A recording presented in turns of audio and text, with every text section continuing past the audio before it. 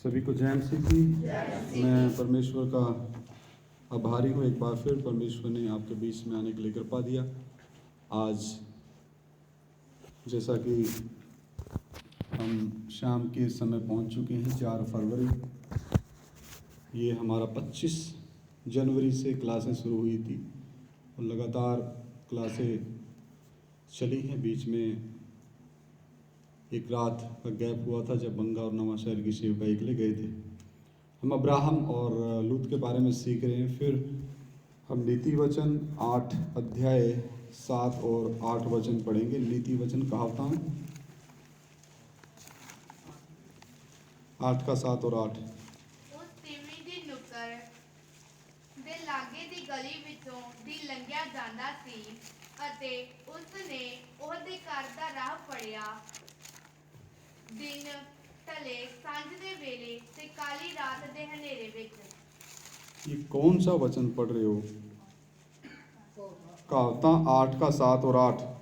क्यों जो मेरी जीव सचमुच आखेगी ਅਤੇ ਮੇਰੇ ਬੁੱਲਾਂ ਨੂੰ ਦੁਸ਼ਟਾਈ ਤੋਂ ਕਹਿਣ ਆਉਂਦੀ ਹੈ। हे ਮੇਰੇ ਮੂੰਹ ਦੇ ਸਾਰੇ ਬਚਨ ਧਰਮ ਦੇ ਨਾਲ, ਉਹਨਾਂ ਵਿੱਚੋਂ ਕੋਈ ਵਿੰਗਾ ਟੇਢਾ ਨਹੀਂ। क्योंकि मुझसे सच्चाई की बातों का वर्णन होगा। ऐसा स्वभाव हम अब्राहम का देखते हैं। वो किस रीति से परमेश्वर की एक आवाज़ के ऊपर, कितनी आवाज़ के ऊपर? एक बार परमेश्वर ने कहा अपने देश, अपने नंबर 1 अपने देश, अपने कुटुंबियों और अपने पिता के घर को छोड़ के उस देश में जा जो मैं तुझे दिखाऊंगा। आगे वचन का दुष्टता की बातों से मुझको घृणा आती है। मेरे मुंह की सब बातें धर्म की होती हैं, उनमें से कोई टेढ़ी या उल्ट फेर की बात नहीं निकलती। ये सारे गुण हम देखते हैं उस दौरान जब अब्राहम और लूत अलग अलग हो रहे हैं। तो अब्राहम के चरित्र में इन गुणों को हम देखते हैं, लेकिन लूत के चरित्र में इन गुणों को हम नहीं देखते। लूत के चरित्र में क्या देखते? लालच, दुष्टता। अगला हम वचन पढ़ेंगे, नीति वचन कहावतां 10 का 20। कहावतां 10 का 20। ਧਰਮੀ ਦੀ ਰਚਨਾ ਖਰੀ ਚਾਂਦੀ ਹੈ, ਦੁਸ਼ਟ ਦਾ ਮਨ ਤੁਛ ਹੈ। हाँ, हिंदी में पढ़ते हैं, धर्मी के वचन तो उत्तम चांदी हैं, परंतु दुष्टों का मन बहुत हल्का होता है। देखिए, धर्मी के बारे में वचन कितना अधिक खोल के देता है ना। और दुष्ट के बारे में, धर्मी के जो बोल हैं,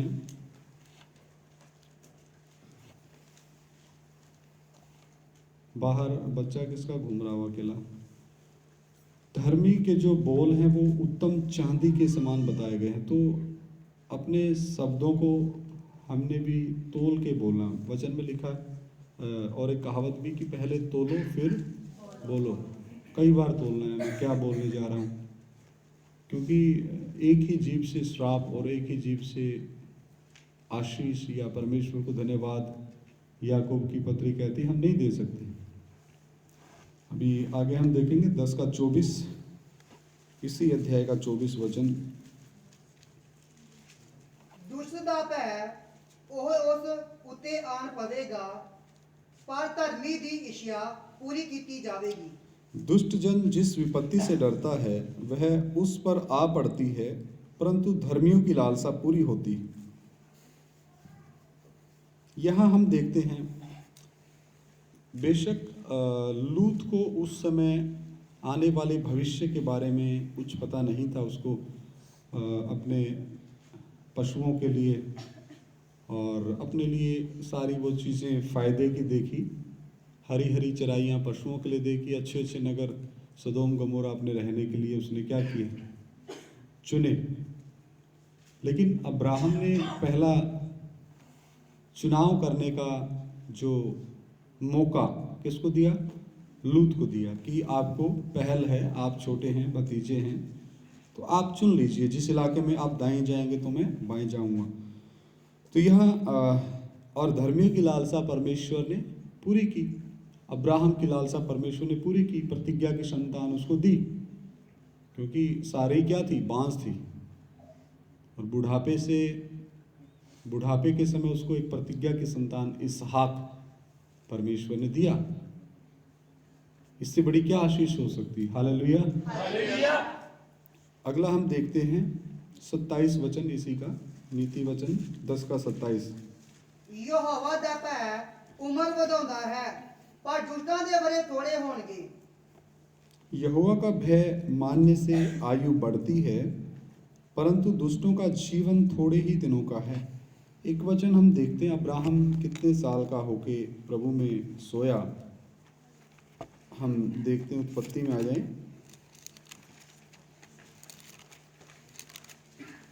उत्पत्ति की किताब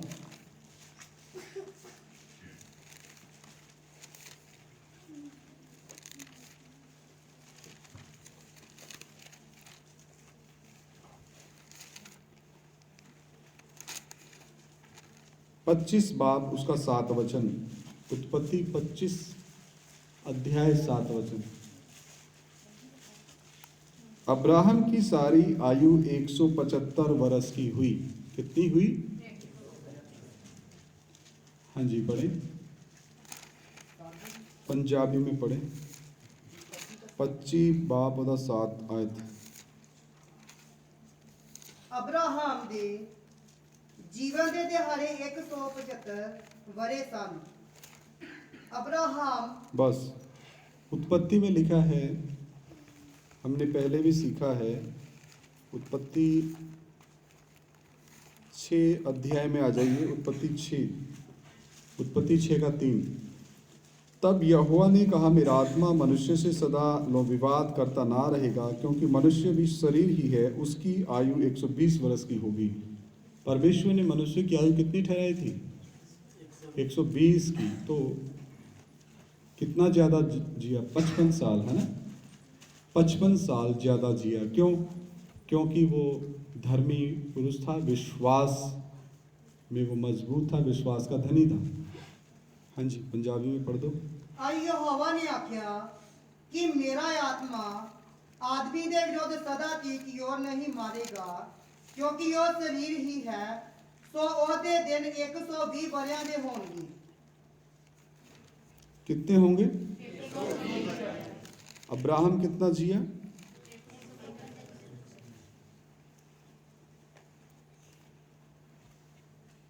175। तो 55 साल परमेश्वर ने अधिक दिया। किसको? वापिस हम लिपि कहावतों में आ जाइए।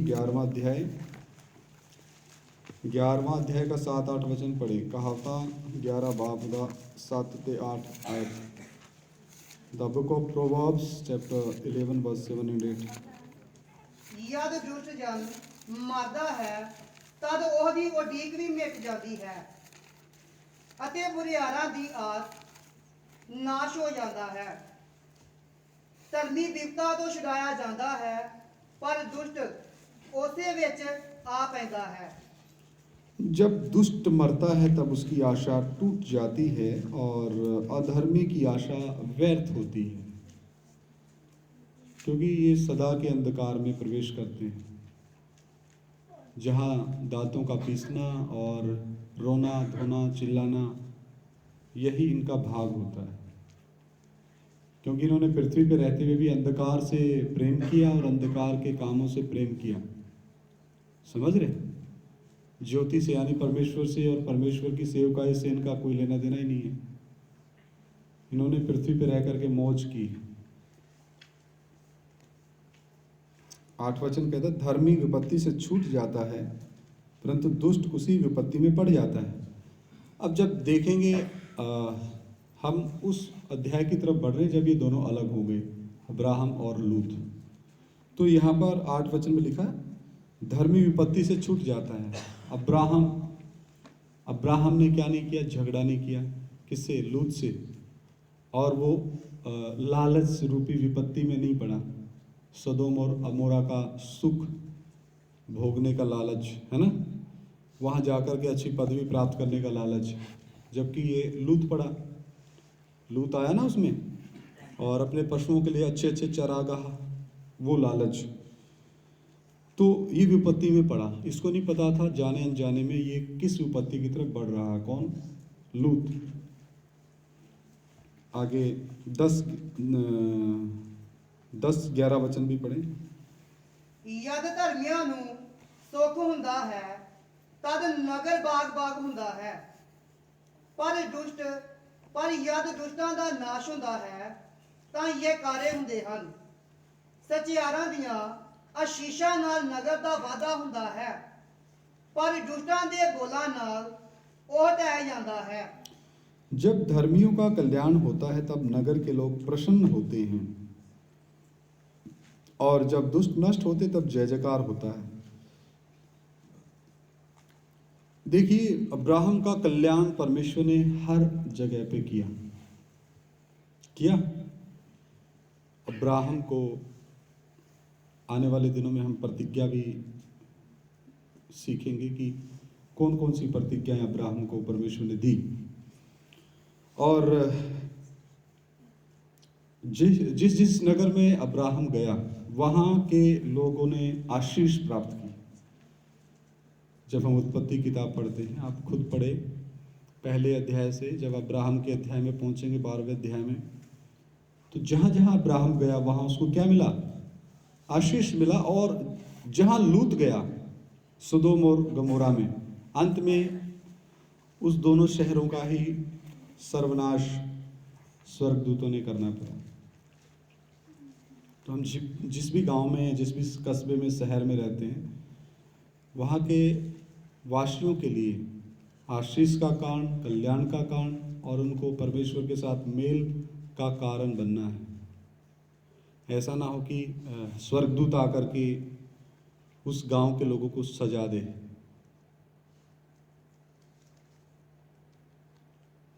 आप किस रीति से उस गांव में, कस्बे में, शहर में, ब्लॉक में, तहसील में रह रहे हैं, वो एक गवाही परमेश्वर के पुत्र, परमेश्वर के संतों के तौर पे, एक अच्छे विश्वासी के तौर पे होनी चाहिए। ये नहीं कि तो बस ऐसे ही दिखावे के। और जब दुष्ट नष्ट होते हैं तब जय जयकार होता है। परमेश्वर न्यायी होने के कारण जब वो न्याय करता है तब भी स्वर्गदूत तालियां बजाते हैं। जब बहुत से लोगों को बहुत डर लगता है बात बोलते समय, नरक में डाला जाएगा, उस समय न्याय होगा, तो उस समय भी स्वर्गदूत खुश होंगे। और परमेश्वर न्यायी होने के कारण वो भी खुश होगा। उसने बहुत मौका दे चुका होगा हर एक इंसान को, सभी को बहुत मौके प्रभु दे देता है। इस पृथ्वी को छोड़ने से पहले हर मनुष्य को, हर भाई, हर बहन, चाहे वो किसी भी जाति बिरादरी से संबंध रखता हो, बहुत मौके देता है प्रभु। कोई भी ये नहीं बोल सकता प्रभु मुझे तो एक और मौका मिल जाता, नहीं, बहुत मौके देता है। और वहां जय जयकार करने के लिए तो कोई था ही नहीं। सदोम और गमोरा में इनको भी खींच के निकाला, पत्नी नमक का खंबा बन गई वहीं।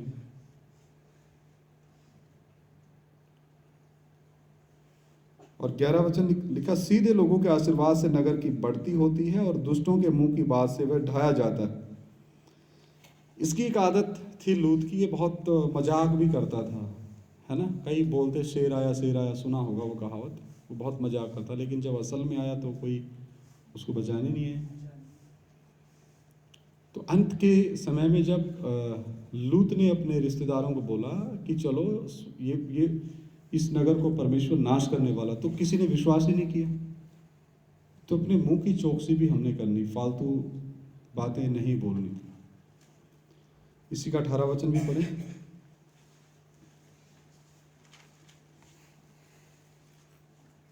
दुष्ट झूठी मंजूरी लेंदा है, पर ਜਿਹੜਾ ਧਰਮ ਬੀਜਦਾ ਹੈ ਉਹਨੂੰ ਸੱਚ ਫਲ ਮਿਲਦਾ ਹੈ। दोबारा पढ़े। ਦੁਸ਼ਟ ਝੂਠੀ ਮਯੂਰੀ ਲੈਂਦਾ ਹੈ, ਪਰ ਜਿਹੜਾ ਧਰਮ ਬੀਜਦਾ ਹੈ ਉਹਨੂੰ सच्चा फल मिलता है। दुष्ट मिथ्या कमाई कमाता है, परंतु जो धर्म का बीज बोता उसका निश्चय फल मिलता है, उसको निश्चय फल मिलता है।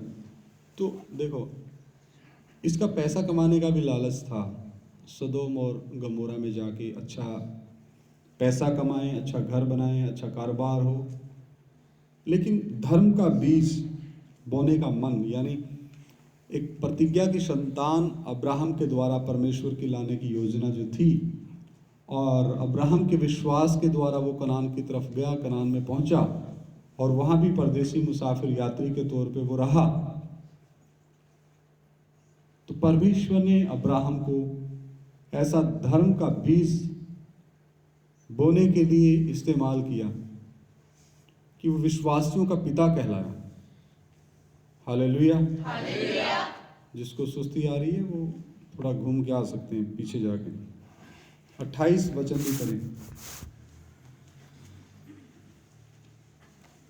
ਜਿਹੜਾ ਆਪਣੇ ਧਨ ਉੱਤੇ ਆਸਰਾ ਰੱਖਦਾ ਹੈ ਉਹ ਡਿੱਗ ਪਵੇਗਾ, ਪਰ ਧਰਮੀ ਹਰੇ ਪੱਤੇ ਵਾਂਗ ਲਹਿਰਾਉਣਗੇ।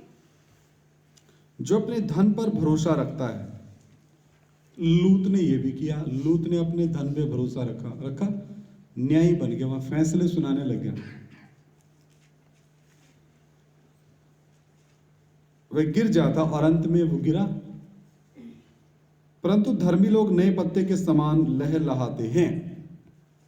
जब धनवान बोलता है परमेश्वर को, अब्राहम को, विश्वासियों के पिता को कहता है, हे अब्राहम, लाजर से विनती कर कि एक बूंद मेरी जीभ के ऊपर पानी की ला दे, मैं यहां पीड़ाओं में तड़प रहा हूं।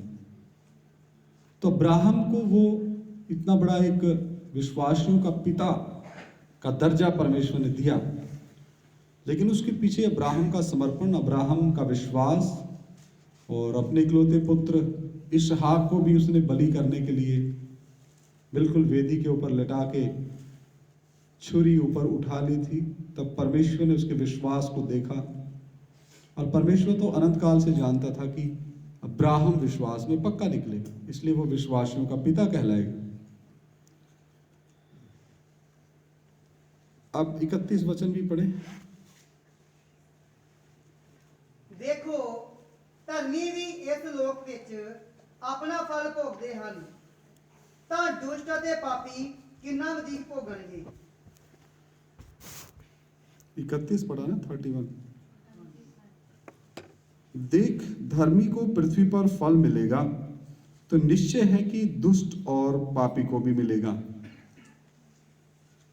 देखिए, जब अब्राहम 175 वर्ष का हुआ, वो अपने पुरखों में सो गया, यानी अब्राहम की गोद में वो जाके सो गया।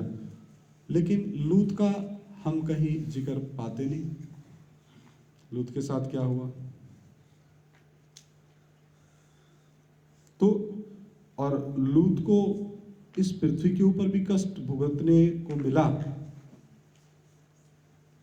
और अब्राहम ने एक बार उसको लड़ाई से छुड़ा के भी लाया जब उसको बंदी बना के ले गए थे। तो दुष्ट और धर्मी, बड़े दह से धर्मी, छोटे दह से दुष्ट, शब्द तो एक ही है ना, धर्मी और दुष्ट। और ऐसे ही हेल और हेवन, स्वर्ग और नरक, एच से ही बनते, हेल और हेवन। गॉड और ग्रेस, परमेश्वर और उसका अनुग्रह। एच से हेवन है तो एच से होली स्पिरिट, पवित्र आत्मा। ये कोई मैं फॉर्मूले नहीं आपको रटा रहा, लेकिन एक अगर तुलना की जाए तो देखने में हमें कंपैरेटिव स्टडी भी करनी चाहिए, तुलनात्मक अध्ययन। समझ रहे हैं? अभी 12 का 3, नीति वचन 12 का 3, कहावतां 12 का 3। ਖੋਟ ਨਾਲ ਕੋਈ ਮਨੁੱਖ ਅਸਥਿਰ ਨਹੀਂ ਹੁੰਦਾ, ਪਰ ਧਰਮੀਆਂ ਦੀ ਜੜ ਕਦੀ ਪੁੱਟੀ ਨਾ ਜਾਵੇਗੀ। कोई मनुष्य दुष्टता के कारण स्थिर नहीं होता। बार बार आप बोलते हैं दुष्टता और दुष्ट का विषय सिखाना बंद करो, नहीं, ये तो पूरे नीति वचन से सिखाऊंगा। नीति वचन 29 में समाप्त करूंगा, ताकि आप लोगों को लूत की दुष्टता हमेशा याद रहे।